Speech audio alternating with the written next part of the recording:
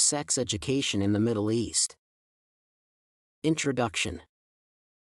Sex education involves giving instructions about human sexuality and human sexual behavior, including reproduction, reproductive health and rights, sexual anatomy, and sexual intercourse, among others.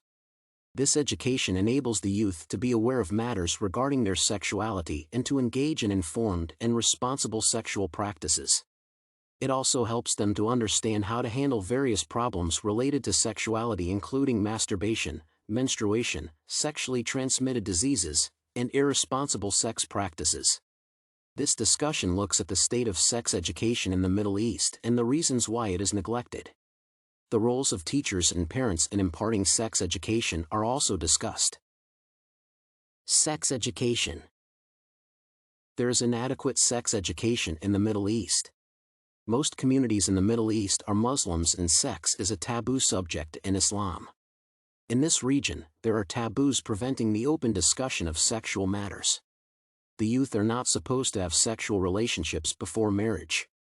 People from the Middle East feel that if they teach sex education to the youth, it will encourage them to engage in premarital sex. They think that sexual immorality will increase if the youth are taught how to prevent sexually transmitted diseases and pregnancies. They highly value the preservation of virginity until marriage. They also do not see the need for educating youths on matters of sex, since they are not yet married and therefore are not expected to be sexually active. However, sex education does not encourage premarital sex but discourages it, as the youth will be well informed of the dangers of engaging in it. It also encourages them to have safe sex practices. Traditionally, young girls in the Middle East were married off at an early age, whereas today they get into marriage much later because they attend school. Therefore, in the traditional society, there was no need to teach sex education because the youth were expected to learn about it when they got married. Sex education to the youth was considered a taboo subject.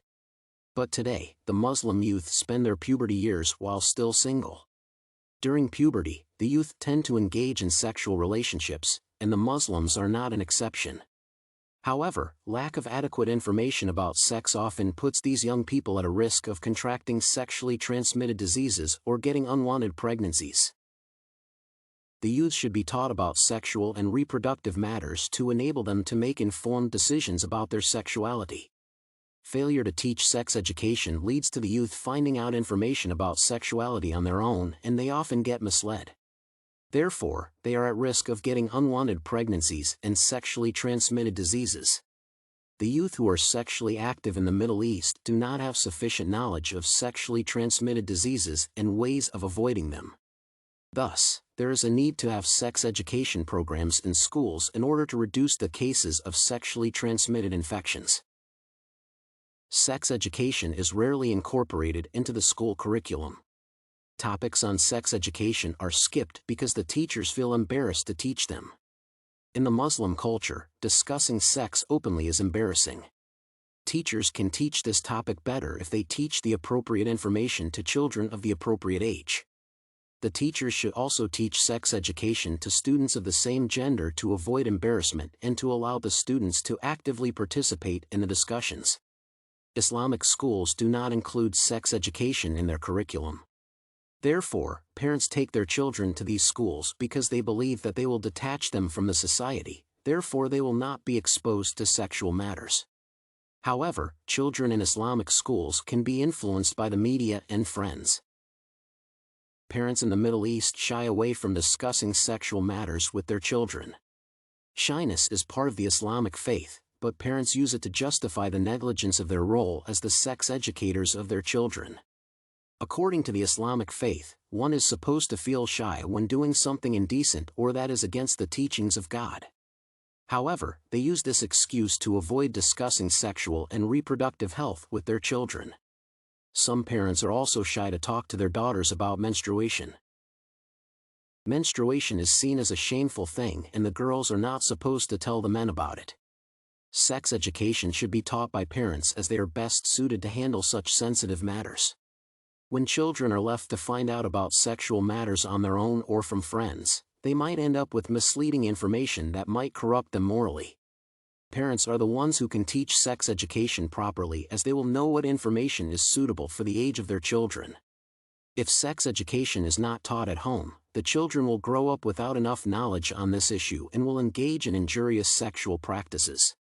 In this age, the society should not think that avoiding the subject of sex will shield the children from learning about it. This is because the children find out about sex at a very early age, either from the media or friends, and these sources often mislead them. Keeping the children in the dark about sexual matters makes them find out from friends because they will be afraid of asking their parents, lest they think of them as immoral. In schools, sex education is rarely taught. The schools mostly encourage children to abstain from sex but do not give any other information. Therefore, parents should not rely on schools alone to educate their children on sexual matters. The burden of teaching sex education should not be left to parents or teachers alone. Teaching sex education should be done by the parents, etchers, religious leaders, the family doctors, and elder siblings. There is a need to incorporate sex education programs in schools and other institutions. Parents should also be taught on how to approach the topic of sex education when teaching their children. The media should also teach about sexuality and help to discard some notions that people from the Middle East have about sexual matters. There is also a wealth of information on the internet about sex and reproductive health. Governments in this region also need to pass policies that cater to the needs of the sexual reproductive health of the youth. Conclusion. From the above discussion, it is clear that sex education is neglected in the Middle East, mainly because of the cultural customs upheld by the society, which is mostly Muslim. However, sex education should be embraced in every country as it prepares children for future roles as responsible and informed adults. Teaching sex education is enlightening the children about their sexuality. It is not done to encourage them to engage in sex, but if they decide to do it, then they will be well informed on how to go about it without exposing themselves to the danger of contracting sexually transmitted diseases or getting unwanted pregnancies.